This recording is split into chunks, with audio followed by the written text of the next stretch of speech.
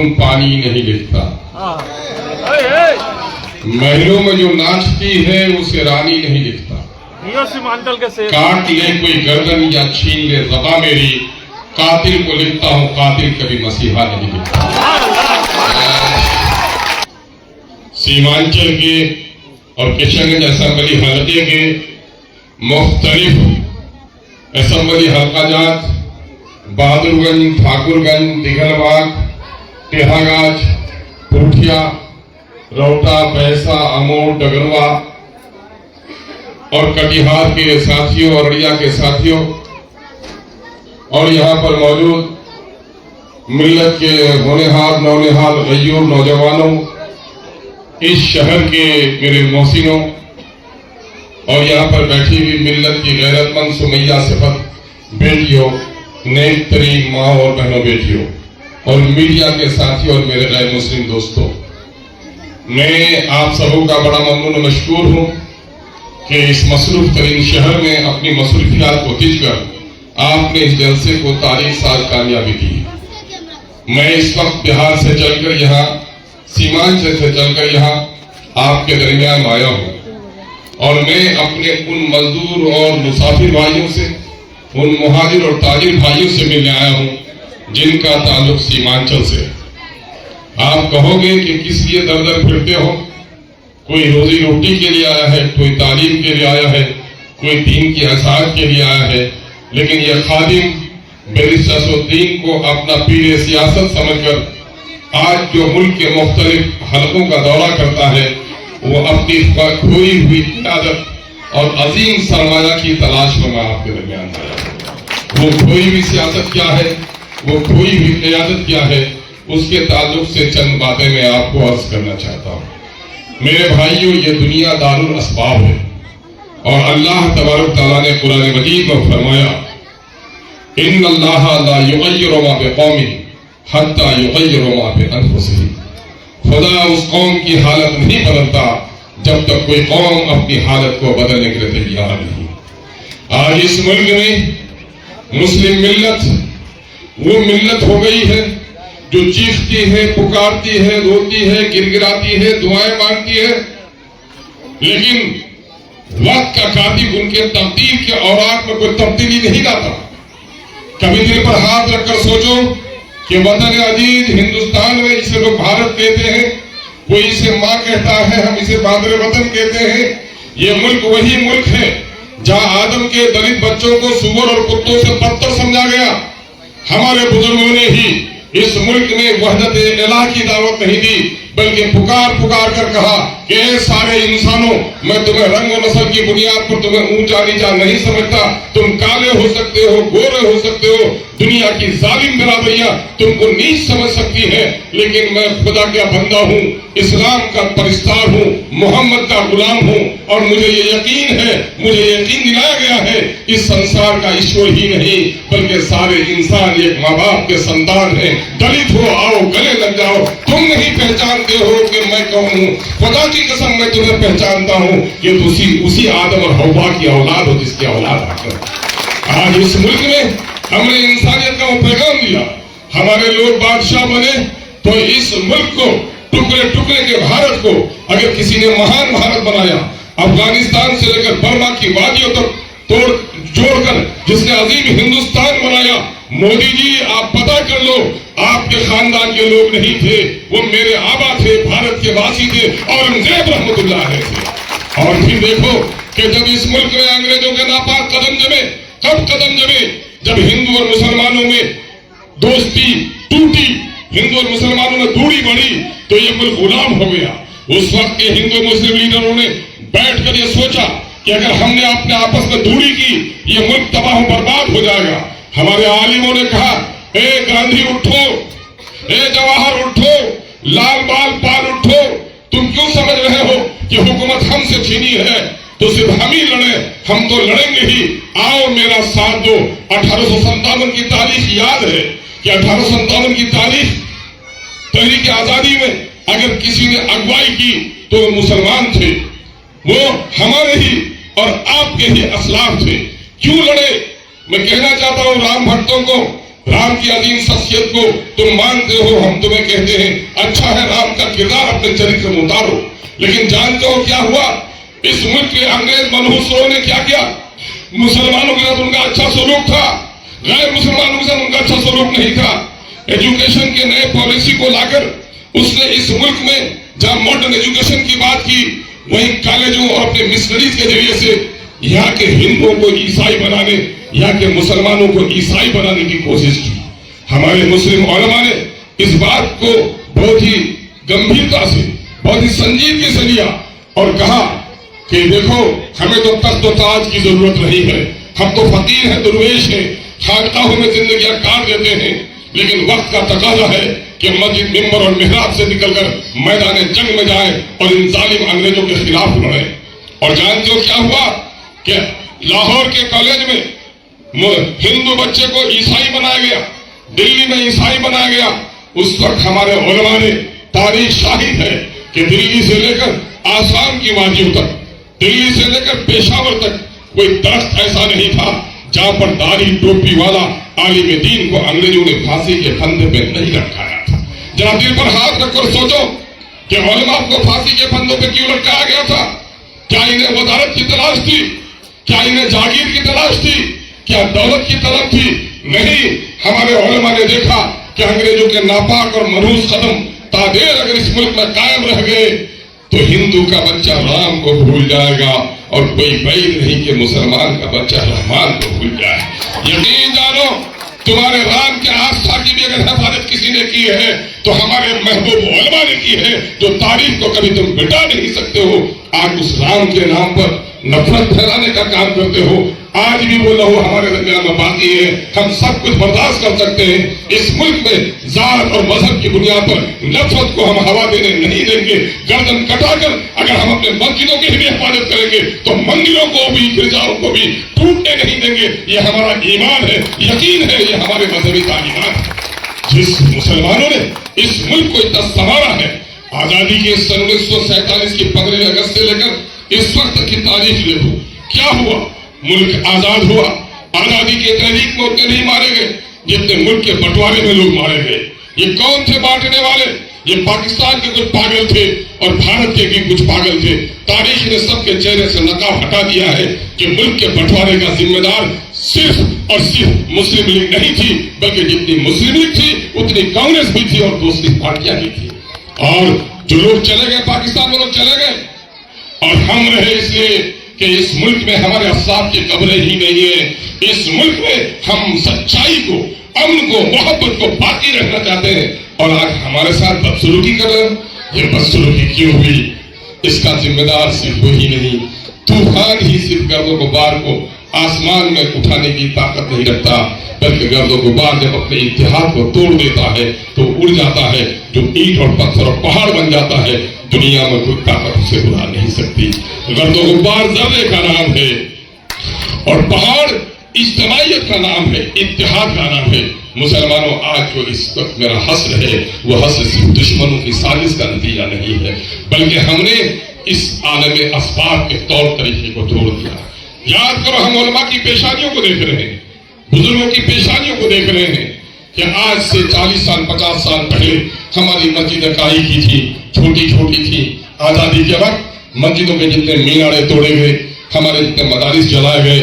الحمدللہ آج ہم نے اپنے قوت ایمانی سے آج ہم نے عالیشان مسجد بنا لی.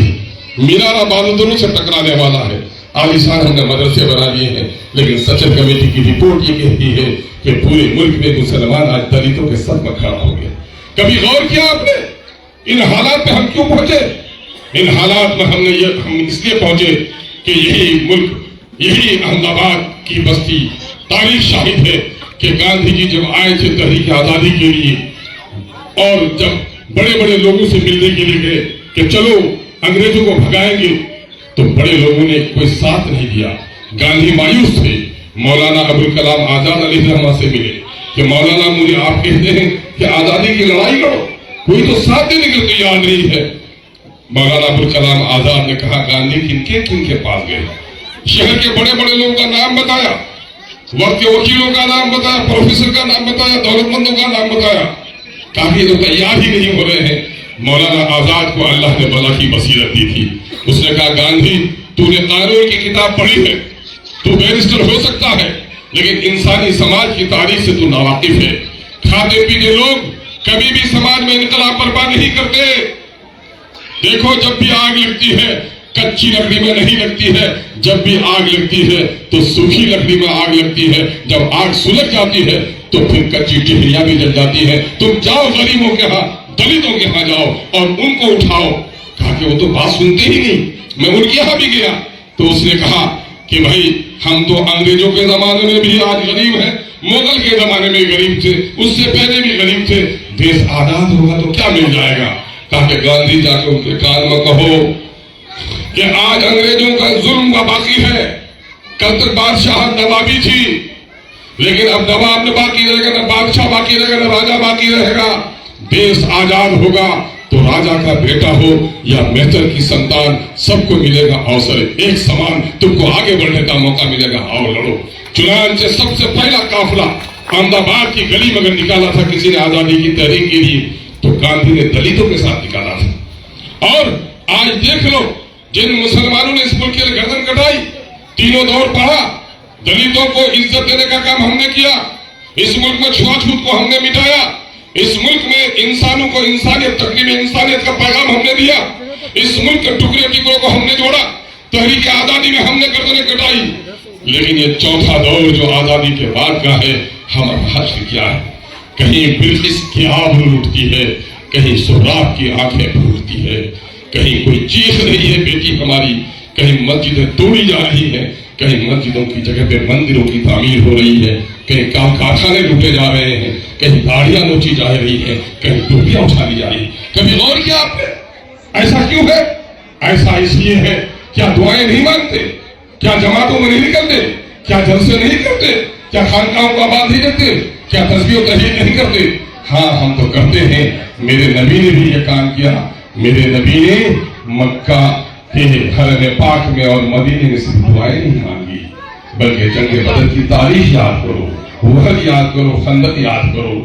میرے نبی نے وقت کے حالات کے مطابق میدان جنگ کو بھی قبول کیا, تجارت بھی کی, مزدوری بھی کی, عدالت کا نظام بھی قائم کیا, رات کو اٹھ کر اپنے رب سے لو لگا کر رونے کا بھی کام کیا. لیکن آج ہم نے صرف دعاؤں کو ہی سب احترام سمجھ لیا ہے.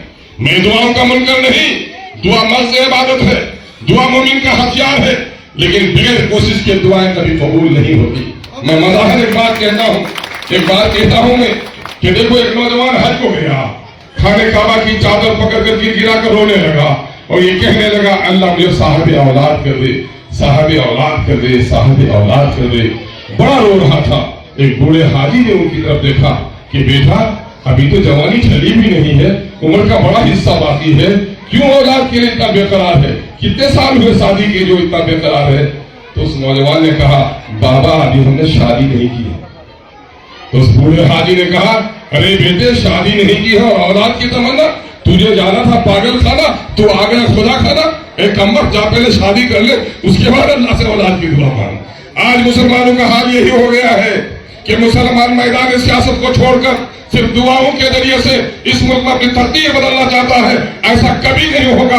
علامہ اقبال نے کہہ دیا میں تم کو بتاتا ہوں تقدیر عموماً کیا ہے, شمشیر و سنا اول طاؤس و رباب آخر. پہلے تم کو اسباب اختیار کرنے کے پڑیں گے, تب تم کو اس ملک میں اپنی تقدیر سنبھالنے کا موقع ملے گا.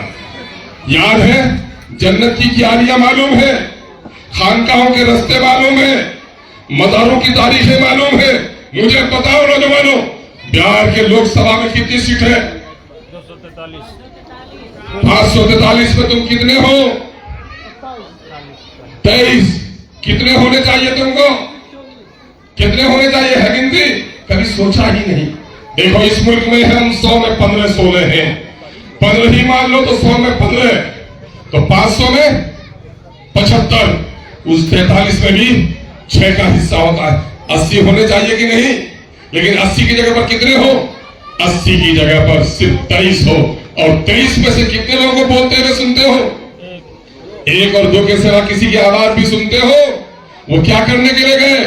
وہ پارٹیوں کے غلام بن کر یہ کانگریس کے غلام بن گئے, تمہارے ترجمان نہیں بن سکے.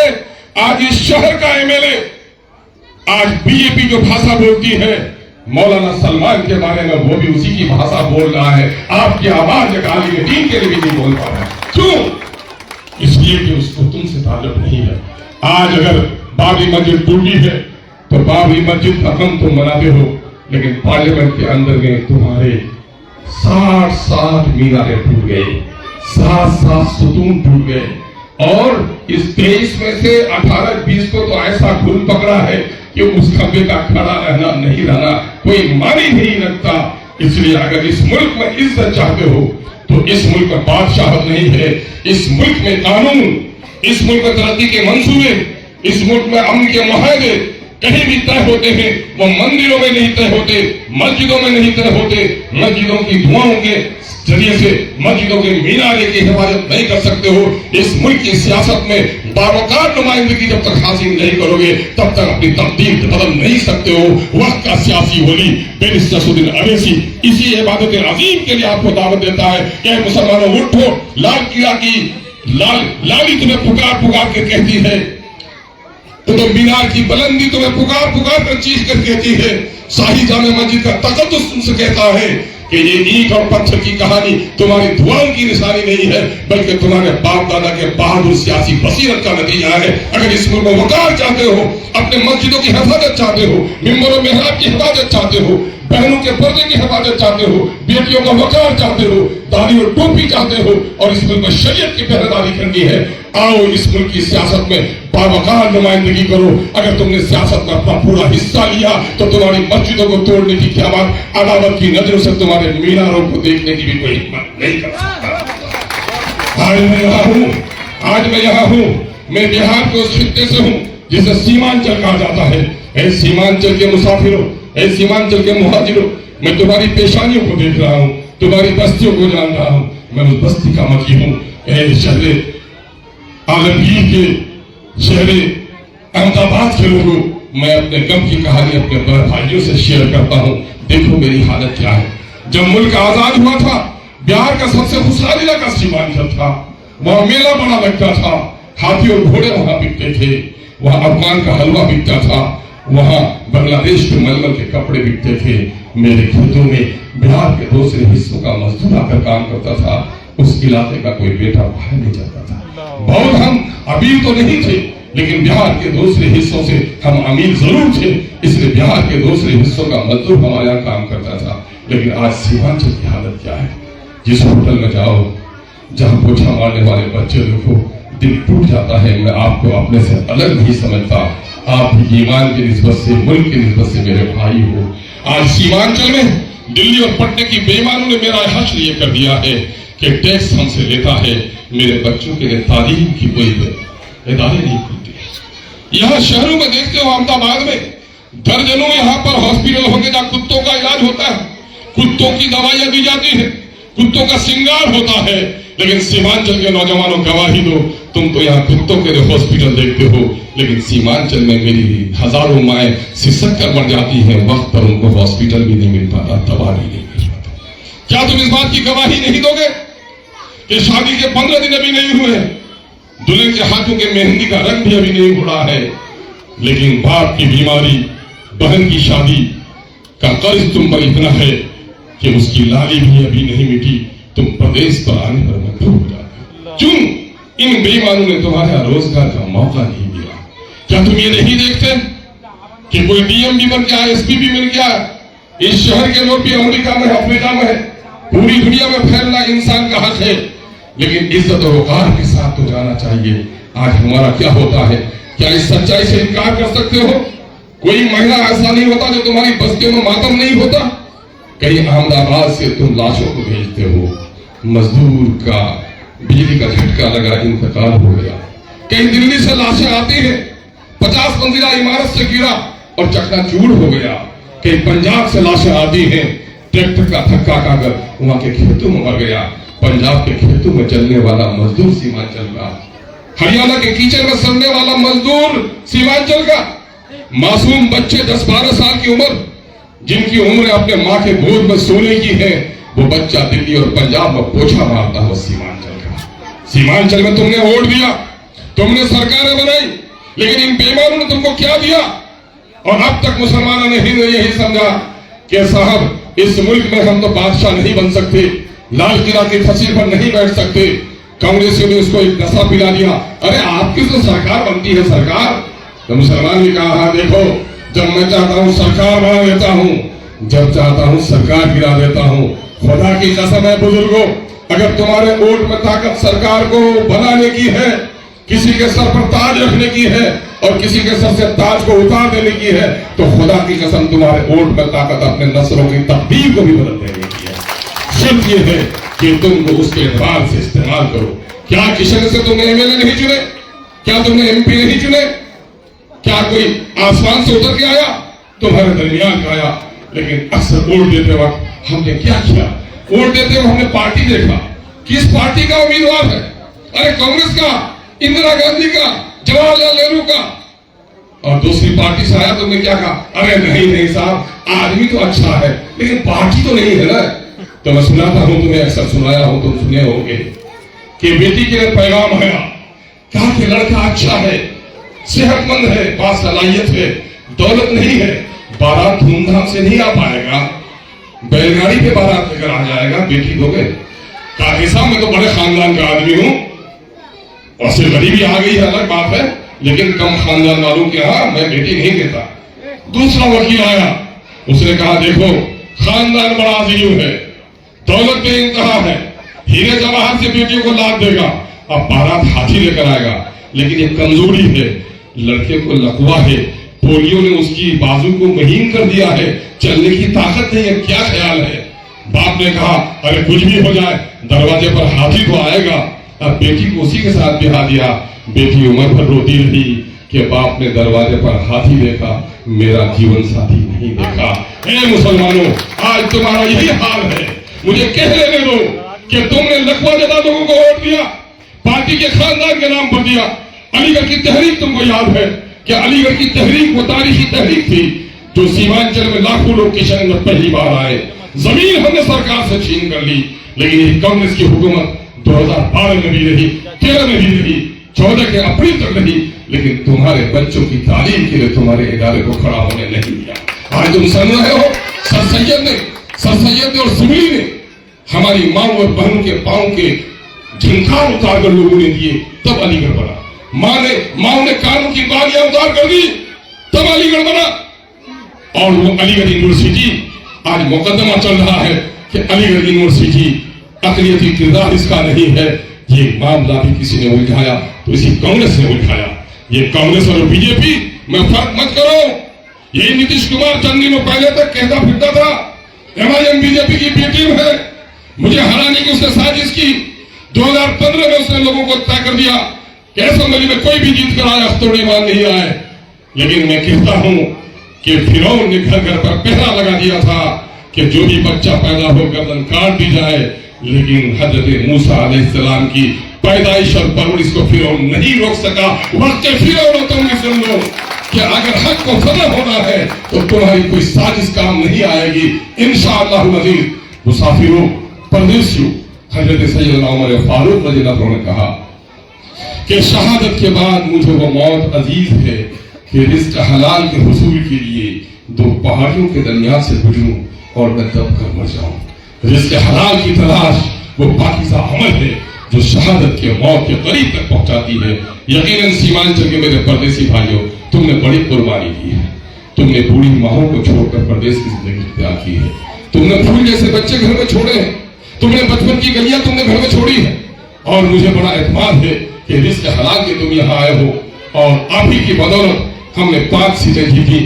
ہم نے بہار میں آزادی کے 75 سالوں کے بعد پہلی مسلم قیادت کو اسمبلی کے اندر میں کسی نے داخل کیا، وہ آپ کے صدقے میں ہم نے داخل کیا ہے۔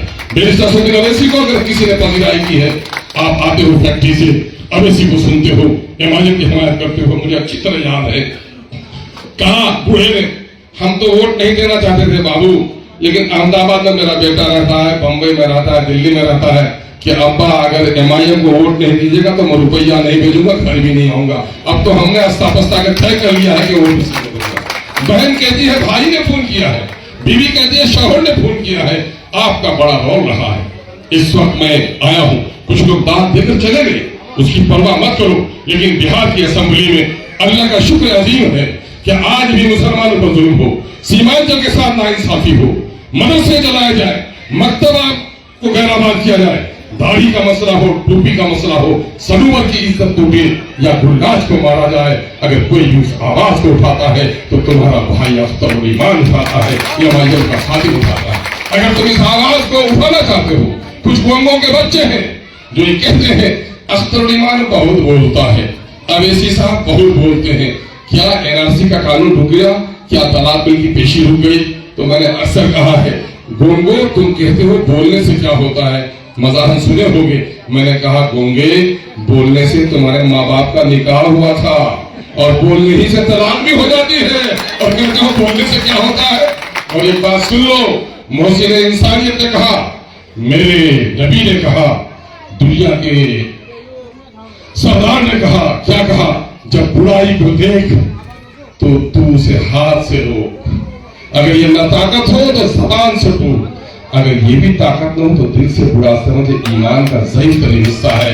اگر اویسی آج آواز لگاتا ہے تو حضرت نبی مکرم صلی اللہ علیہ وسلم کے حکم کی اتباع کرتا ہے, اور اتباع رسول کو تم کیا سمجھتے ہو. میں مزاحن اور تمثیل میں کہوں کہ تم نے دیکھا ہے کہ کتے کو ایک ہڈی کے ٹکڑے پہ لڑتے ہوئے تم نے دیکھا ہے, لیکن کتے کی فطرت میں درندوں سے عداوت ہے.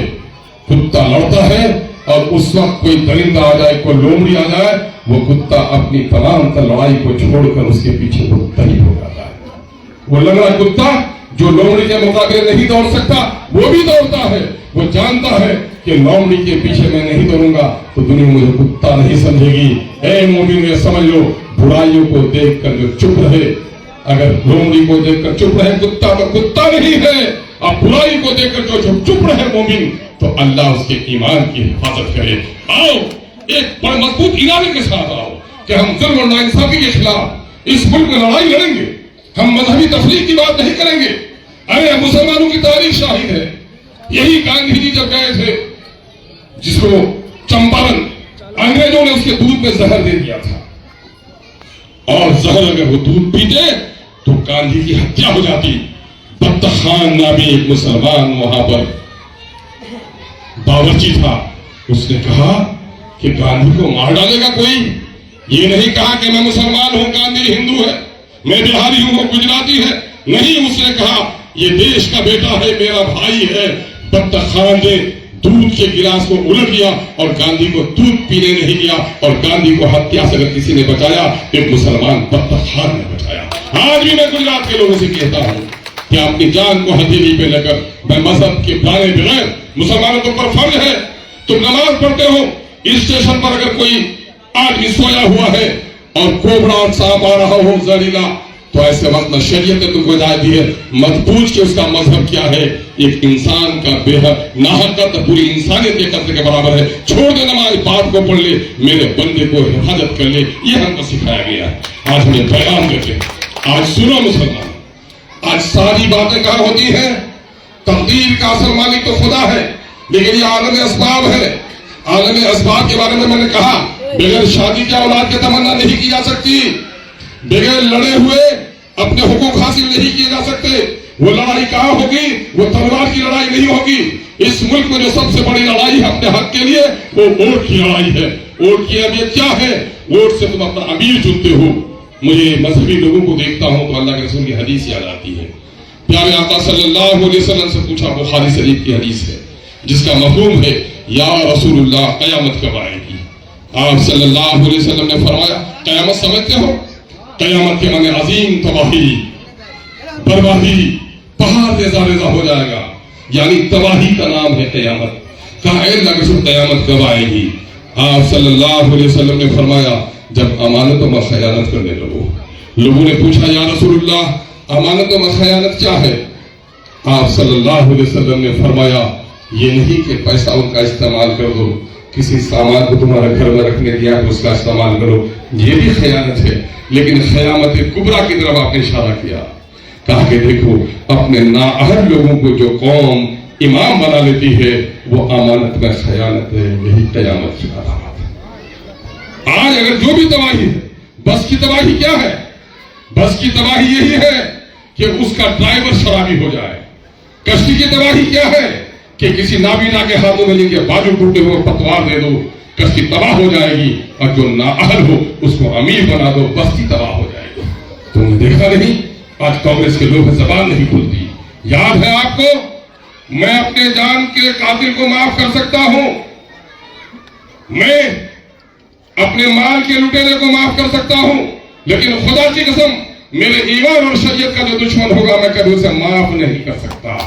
और जानते हो, तलाक बिल की पेशी शरीयत पर हमला था, और शरीयत पर हमले के वक्त हमारे बड़े मोहतरम, जानते हो सब कोई, मौलाना असराउल्लाह कासमी साहब, जिसके खातिर मैंने कुर्बानी दे दी थी, मौलाना असराउल्लाह कासमी साहब का बयान है कि साहब मैं तो तलाक बिल की पेशी पर बोलना चाहता था, अल्लाह ने आपको आलिम दीन बनाया, तफक्कुह आपको अता किया था, लेकिन कांग्रेस ने उसे बोलने की इजाजत नहीं दी। ऐ गय्यूर मुसलमानों, ऐ गय्यूर सीमांचल वासियों, जिस कांग्रेस ने तलाक के बिल पर हमारे आलिम दीन को बोलने की इजाजत नहीं दी है, अगर गैरत है तुम्हारे दरमियान में तो कांग्रेसी भूखा है तो बिरयानी खिला दो, एमआईएम के आदमी हो तुम्हारे घर में शेरवानी जरूर होगी, बदन में कपड़े ना हो तो शेरवानी पहना दो, लेकिन वोट के बारे में बोले तो कह दो तलाक बिल पर तूने मेरे आलिम को बोलने नहीं दिया था, वोट के बारे में बस्ती में तुमको वोट के बारे में बोलने नहीं दूंगा, ये कहना। आज जानते हो तुम्हारे वोट की ताकत नहीं होने के नतीजे में क्या हुआ है? अभी तुम्हारे खून और पसीने की कमाई से सरकार को टैक्स के पैसे जाते हैं, तुम जो 100 रुपए कमाकर घर भेजते हो, 20 रुपए दिल्ली मोदी जी के पास जाता है, 30 रुपए नीतीश जी के पास आता है, जो अलटता पलटता रहता है, आरएसएस की नुमाइंदगी करता है।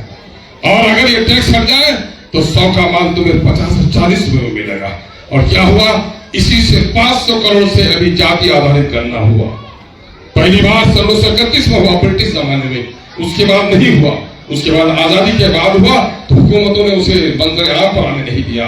और अभी बिहार में नीतीश कुमार को बीजेपी से लड़ाई हुई तो उसने सच्चाई का रास्ता अख्तियार किया, इसलिए हम उसे मुबारकबाद देते हैं कि पैसा हमारा, कितना पैसा खर्च हुआ?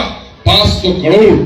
अब 500 करोड़ का बजट मालूम हुआ, घर से फोन आया होगा कि पक्के के घर गिने जाते हैं, आबादी गिनी जाती है, कौन क्या करता है गिना जाता है। तुमको मालूम है क्या नतीजा निकला? तुमको खबर नहीं होगी मेरे नौजवानों, हमारे बुजुर्गों को शायद कुछ खबर हो, और किसी ने बताया भी नहीं। अगर किसी ने बताया है बिहार में तो अख्तर ईमान के सिवा किसी को बताने की हिम्मत भी नहीं हुई है। वो क्या हुआ? बिहार की आबादी अब 13 करोड़ हो गई। 13 करोड़ में मुसलमानों की आबादी 2 करोड़ 31 लाख, दलितों की आबादी 2 करोड़ 56 लाख, बिहार में सरकारी मुलाजमत 20,49,000, जिसकी जितनी आबादी उसकी उतनी हिस्सेदारी। सुन लो कि हमारे दलित भाइयों की नौकरी में हिस्सेदारी होती है 4,11,000, उनको 2,91,000 नौकरी मिली, उनकी 1,20,000 नौकरी लोगों ने दे दी। और हमारे बड़मन भाई की आबादी 47 लाख, नौकरी में हिस्सेदारी 74,000, उनको मिली 1,72,000। मेरे भूमिहार भाई की आबादी 37 लाख, हिस्सेदारी 58,000, मिली 1,87,000। नीतीश कुमार जी की बिरादरी की आबादी 37 लाख, नौकरी में हिस्सेदारी 58,000 और मिली उनको 1,17,000। जादव भाई की आबादी 1 करोड़ 86 लाख, नौकरी में हिस्सेदारी उनकी 2 करोड़ 2,92,000, उनको मिली 2,90,000। मुसलमानों, तुमने पैसे कमा कर भेजे, तुम्हारी नौकरी 3,68,000, मिली सिर्फ 1,73,000, 1,95,000 नौकरी तुम्हारी लूट की बेईमानों ने। कितनी नौकरी की उम्र? नौकरी की उम्र 30 साल। और यही 1990 लालू जी जब बैठे हैं तो अभी तक लगभग 34 साल ये सारे काम बीजेपी भी रही सरकार में, कांग्रेस भी रही, जदयू भी रही, राजद भी रही, किसी को बोलने की हिम्मत नहीं है। अगर ये सदाकत भी तुम्हारे दरगाह में बयान करता है तो अब तो ईमान बयान करता है। देखो एक आखिरी बात कह के जाता हूँ, देखो एक आखिरी बात किसानों से कह के जाता हूँ। क्या होता है? इंसान 90 किलो का, 80 किलो, 70 किलो का होता है। दोनों पांव कट जाए, जानू कट जाए, 30 किलो जिंदा रहेगा कि नहीं? लिखेगा, पढ़ेगा, खाएगा, पिएगा। बाजू कट जाए, पैर की उंगली से अच्छी तरह निकलेगा, लेकिन गर्दन कट जाए तो फिर लाश है। यकीन जानो, जब गर्दन कट जाए जिसम तो लाश है। उसी तरह जिस कौम का कोई लीडर नहीं हो वो कौम भी लाश के मानी